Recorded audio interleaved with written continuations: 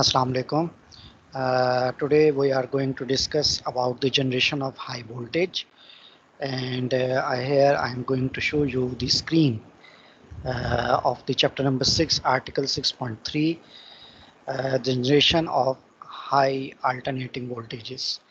So today we are going to discuss just the introduction of the generation of high alternating voltage, that why it is necessary to generate high alternating voltage, what is the purpose behind this, and what are the limitations we are going to consider during the generation of high voltage engineering. So here we can discuss from the book which I have already shared with all of you. Electric power transmission and distribution system may experience over voltages at rated power frequency for a short duration due to abnormal fault conditions. These fault conditions may be any. It may be single phase fault, it may be three phase fault, and all the fault occur due to any condition. It may be due to fault in the system, it may be due to unintentional faults. The rated short duration power frequency withstand voltage is different for different equipments. Definitely, every power system equipment has its own capability to bear the abnormal voltages. The high voltage equipment is subjected to a rated power frequency over voltage for a short duration in the test laboratory to determine the withstand capacity of its insulation. So here, what is the purpose of the generation of high voltage is to check the withstanding capability of the insulation. Generally, AC voltage tests are performed on all equipment at a working frequency. In our country, it is 50 Hz, and in some of the countries, it is 60 Hz. However, tests on potential transformer need to be carried out at higher frequencies to avoid saturation of the core. The wave shape of the AC test voltage must be nearly pure symmetrical sinusoidal, and the ratio of the peak to RMS value should be equal to square root 2 plus minus 5% tolerance. So whenever we are going to perform the test on the test object, the ultimate condition is that the equipment which is going to generate the high voltage, it must produce the symmetrical sinusoidal waveform, and the ratio between the peak and RMS value should be this one. The equipment used in power system is of three-phase type. All the power system right from the generation till the distribution end is three-phase, but here the condition is that but the test voltage generated is a single phase voltage to ground, but the equipment which we are going to use uh, to generate the high voltage, what type of voltage is it is going to produce? It is the single phase voltage to ground. In other words, the insulation of one phase of the equipment can only be tested at a time. Okay, every phase is tested separately. If we consider that there are three phases named red, yellow and blue, then we are going to test each phase separately. The test voltage is applied across capacitive loads. Okay, capacitive load includes capacitance of the test object, measurement devices, and other additional capacitances, including stray capacitance with negligible power dissipation. In the previous lecture before the mid exam, we already know that what is the value of the capacitance of the each equipment, and it is elaborated and tabulated in table 6.2. The nominal capacitive current required to be supplied during testing may vary from few tens of milliampere to few ampere depending upon the test voltage, ranging from 100 kV to 1000 kV. So these are just the uh, nominal values of the current and voltage which is presented here. The kVA output of the test unit therefore will be small. So the equipment which we are going to generate the high voltage, its rating output kVA will be small. And what are the precautionary measures we are going to use is proper damping resistor need to be inserted between the high voltage test circuit,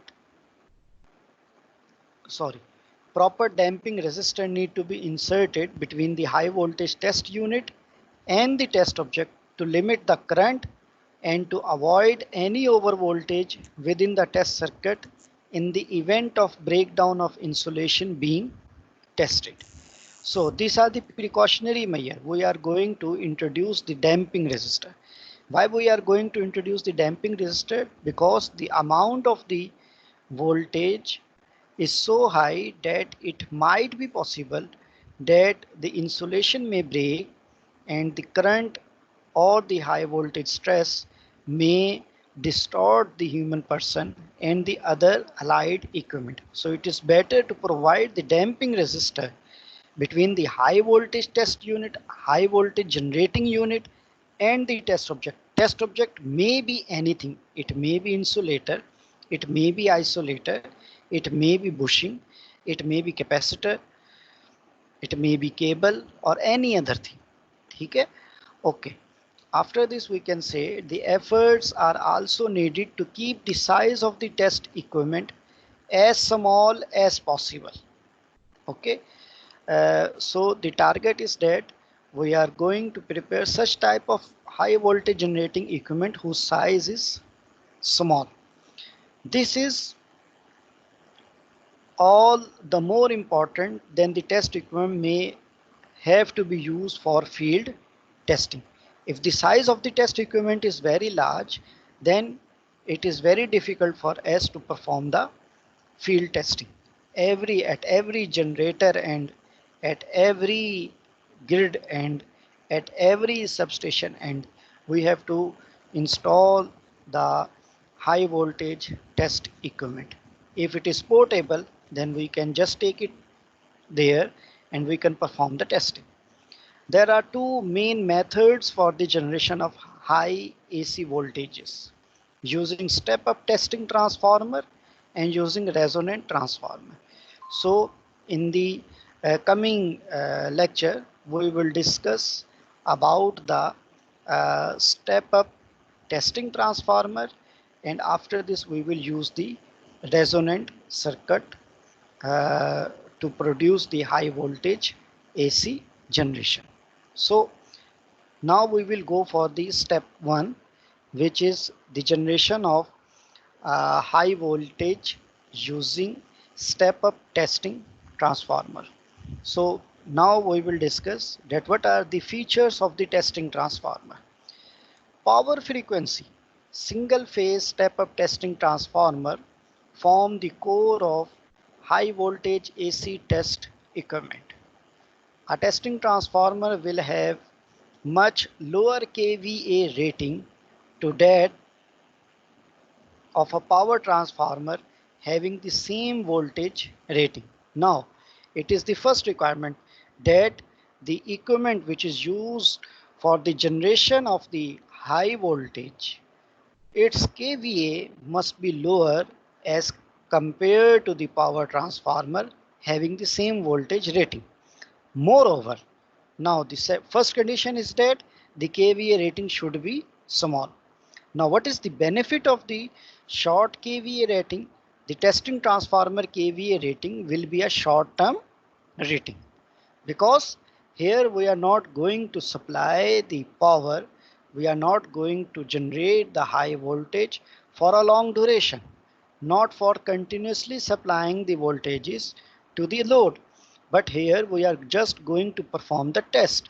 As the test is for a few moments, for a few minutes, so it is better to use the low kVA rating because we are use it for a short term purpose, and the cooling of the windings will not be a major problem, as we are not going to supply the voltages for a long time.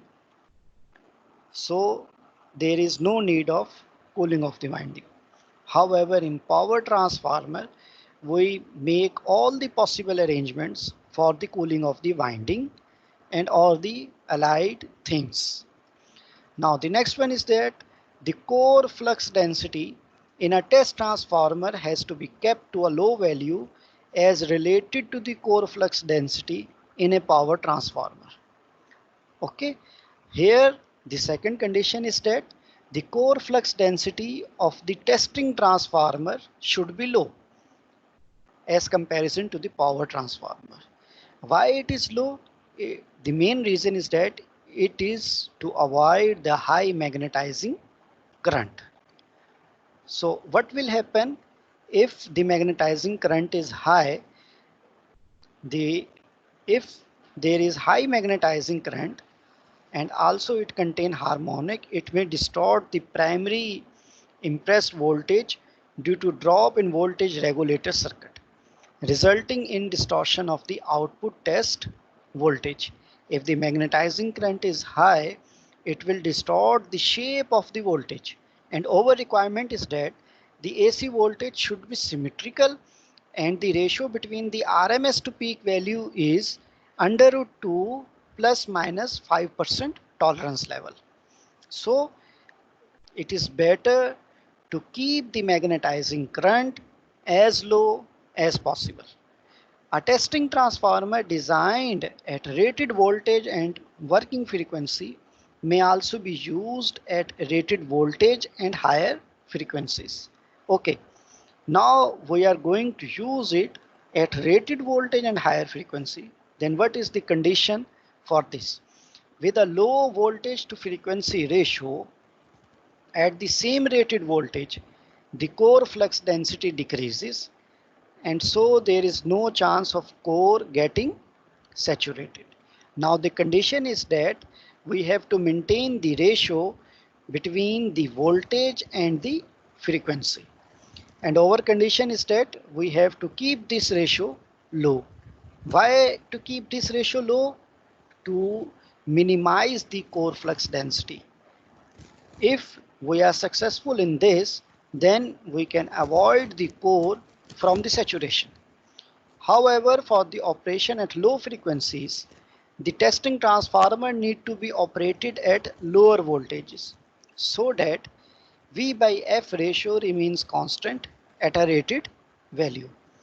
Another point which need to be emphasized is that the testing transformer should be very compact with a low insulated high voltage winding. So the next point is that the size of the testing transformer should be compact and well insulated. If it is not properly well insulated, then there is a high chance of insulation breakdown and also to the human or the personnel who is working near to this condition. So today we have discussed about the introduction of the high voltage AC generation, that what is the benefit of this, and what are the features of the testing transformer, and why it is necessary to generate the high voltage. So students, try to read this topic and try to understand it, and if you feel any confusion, you can contact me through your WhatsApp group or through this chatting, so we can discuss in detail, and I will try to answer all the questions. So for today it is enough. Thank you very much. Allah Hafiz.